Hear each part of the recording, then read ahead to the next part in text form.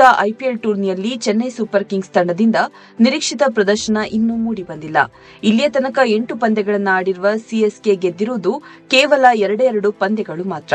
ಇನ್ನುಳಿದ 6 ಪಂದ್ಯಗಳಲ್ಲಿ ಸೋಲು ಅನುಭವಿಸಿದೆ. ಋತುರಾಜ್ ಗಾಯಕ್ವಾಡ್ ಗಾಯಕ್ಕೆ ತುತ್ತಾಗಿ ಟೂರ್ನಿಯಿಂದ ಹೊರಬಿದ್ದ ಬಳಿಕ ಸಿಎಸ್ಕೆಗೆ ಎಂಎಸ್ ಧೋನಿ ನಾಯಕರಾಗಿ ಮರಳಿದರೂ ಚೆನ್ನೈ ತಂಡ ಸೋಲಿನ ಸರಪಳಿಯಿಂದ ತಪ್ಪಿಸಿಕೊಳ್ಳಲು ಸಾಧ್ಯವಾಗಲಿಲ್ಲ. ವಾಖೆಂಡೆ ಕ್ರೀಡಾಂಗಣದಲ್ಲಿಯೂ ಮುಂಬೈ ಇಂಡಿಯನ್ಸ್ ವಿರುದ್ಧ ಚೆನ್ನೈ ಸೂಪರ್ ಕಿಂಗ್ಸ್ 9 ವಿಕೆಟ್ಗಳ ಹೀನಾಯ ಸೋಲನ್ನು ಅನುಭವಿಸಿದೆ. 2024ರ ಇಂಡಿಯನ್ ಪ್ರೀಮಿಯರ್ ಲೀಗ್ ಟೂರ್ನಿಯಲ್ಲಿ ಋತುರಾಜ್ ಗಾಯಕ್ವಾಡ್ ನಾಯಕತ್ವದ ಚೆನ್ನೈ ಸೂಪರ್ ಕಿಂಗ್ಸ್ ತಂಡ 14 ಪಂದ್ಯಗಳಲ್ಲಿ 7ರಲ್ಲಿ ಗೆದ್ದಿತ್ತು. ಆದರೆ ಕೊನೆಯ ಹಂತದಲ್ಲಿ ಪ್ಲೇ ಆಫ್ಸ್ಗೆ ಅರ್ಹತೆ ಪಡೆಯುವಲ್ಲಿ ವಿಫಲವಾಗಿತ್ತು. ಆದರೆ 18ನೇ ಆವೃತ್ತಿಯಲ್ಲಿ ಸಿಎಸ್ಕೆ ತಂಡದಿಂದ ನಿರೀಕ್ಷಿತ ಪ್ರದರ್ಶನ ಮೂಡಿಬಂದಿಲ್ಲ. ಆಡಿದ 8 ಪಂದ್ಯಗಳಿಂದ ಚೆನ್ನೈ ತಂಡ ಕಲೆ ಹಾಕಿರುವುದು ಕೇವಲ 2 ಅಂಕಗಳು ಮಾತ್ರ. ಹಾಗಾಗಿ ಎಂಎಸ್ ಧೋನಿ ನಾಯಕತ್ವದ ಚೆನ್ನೈ ಸೂಪರ್ ಕಿಂಗ್ಸ್ ತಂಡಕ್ಕೆ ಪ್ಲೇ ಆಫ್ಸ್ ಹಾದಿ ಅತ್ಯಂತ ಕಠಿಣವಾಗಿದೆ. ಈ ಟೂರ್ನಿಯಲ್ಲಿ ಪ್ರಶಸ್ತಿಗಾಗಿ ಒಟ್ಟು 10 ತಂಡಗಳು ಕಾದಾಟವನ್ನು ನಡೆಸುತ್ತಿವೆ.